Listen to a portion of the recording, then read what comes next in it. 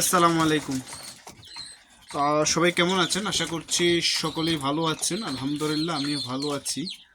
আহ, আমার একজোড়া কবুতর এখানে বাচ্চা আছে। তো আমি আসলে কবুতর করে আসছিলাম কবুতরকে খাবার দেওয়ার জন্য।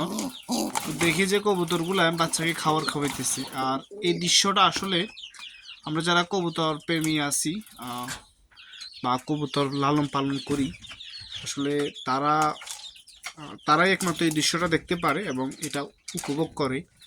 এত ভালো লাগার একটা বিষয় যখন আসলে কবুতর যখন কবুতরের বাচ্চাকে